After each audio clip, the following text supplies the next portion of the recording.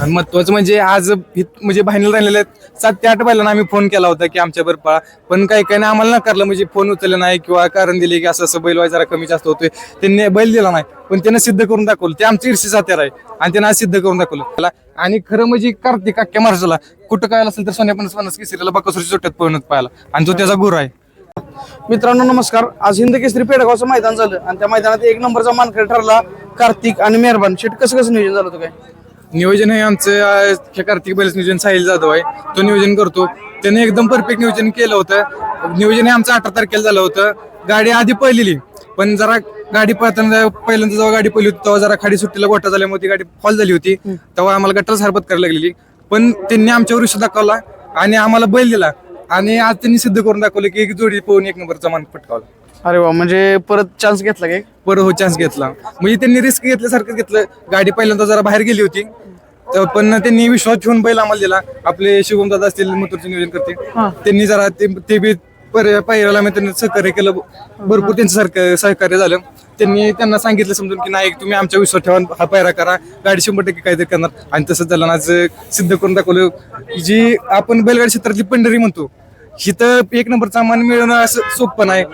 गुलालासाठी माणसाची झटपट होते, पण आज आम्हाला 1 नंबरचा मान मिळालाय. त्याबद्दल आमचं खूप मोठा अभिमान वाटतो आम्हाला. आणि त्यांना आमच्या गावाचं बी नाव आज खूप उंचवले.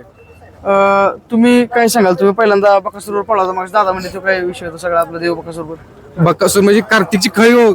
जेव्हा बकासूरवर सोन्या 50 केसरीचं मैदान होतं, त्या मैदानात पोहून 1 नंबर केला होता. त्या मैदानात आमचा बैल खरा कार्तिक कोण आहे ते बकासूरवर पोहून आला, उजेडत महाराष्ट्रात अख्ख्या कळाला. आणि तो त्याचा देवच आहे. आणि ते देवाची जागा त्या करून त्याच्या भरून काढली आज आणि 1 नंबर करून त्यानं सिद्ध करून दाखवलं.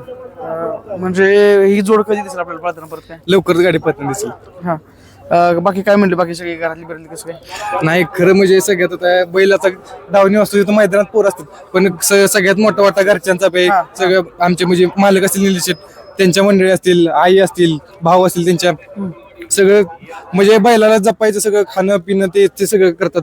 त्यांचं बी यात खूप मोठं श्रेय. आणि त्यांनाही खूप मोठा आनंद झाला की पेडगावचं मैदानाचा 1 नंबर पटकावला, त्यामुळे त्यांनाही खूप आनंद झाला. आता मागच्या वेळेस जसं की तू म्हणला काय ते कारणास्तव गाडी बसली नाही, मागच्या वेळेस जेव्हा पळला तुम्ही तेव्हा आहे ना मेहरबानी, तर मी कसं म्हणजे तरी म्हणजे वाटलं होतं तुम्हाला आता काहीतरी होईल ना, गॅरंटी होती गाडीवर? गाडी जर आम्ही असं एक आता गाडी असं जर पळाली तर गाडी काहीतरी करून दाखवणार आहे आम्ही डोक्यात होतं. आणि गाडी तशीच आमच्या मनासारखी पळाली, गाडीने करून दाखवून 1 नंबर झाला. अरे अरे मग ती सगळं जुळलं का? तुम्हाला गटाला वाटलं गाडीच काहीतरी करते? हो, गट जसा पळाला दिवसात म्हणजे आम्ही कोणाच्या गिनतीत पण नव्हतो की बाबा आज आम्ही 1 नंबर केलं किंवा फायनलला राहीन किंवा सेमी पास करेल. म्हणजे गटाला गाडी पहिली तेवढंच अंतर सीमेला दिलं, तेवढंच फायनलला पण दिलं. म्हणजे 3 फेऱ्या निर्विवाद वर्षाचं दिलं गाडी. आणि एक मोठी आम्हाला एक दुर्दैव आहे, आम्हाला खूप दुःख आहे त्याचं. ह्याचा जोडीदार किस्मत आहे म्हणून. गाडी आमची खूप मस्त पोहोच होती, सलग 5 मैदानात 1 नंबर केली होती, पण तो आज हयात नाही आता. पण त्यानं आज पेडगावचं 1 नंबर करून त्याला भाऊ पण श्रद्धांजली दिली. काय म्हणता? आदत म्हणजे आम्ही पहिल्यापासून बैल घेतल्यापासून जेव्हा पहिला गोल झाला तेव्हापासून आम्ही 10-15 दिवसाच्या गॅपनच बैल काढतो. त्याचं आणि यश आहे. बैल अजूनपर्यंत थांबला नाही. आता बैल दाताला दुसराच आहे, पण ओपनच्या प्रत्येक मैदानात बैल फायनलसाठी पात्र होतो. काय पाहिजे अजून आहे ना? अजून काय आमच्यासाठी खूप मोठी गोष्ट आहे. मोठे लढती देत असतो ना. बरं, मोठे लढती दिलेत. बरं, तुम्हाला पण एवढं करून पर्यंत अडचण येते ती? कसं आहे, बैल पाहायला म्हणजे पैर होतात असं कधीच नाही.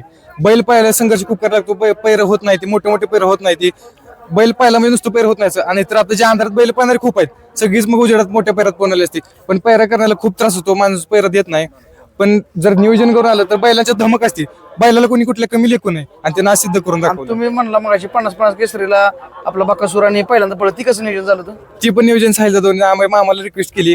त्याच्या आधीच बैल आमच्या हिंदकेसरी जुना बैल जुना 61 फाटा मैदानात राहिलेला फायनलला. मग तिथं मग मामाने बी आमच्या विश्वास दाखवला.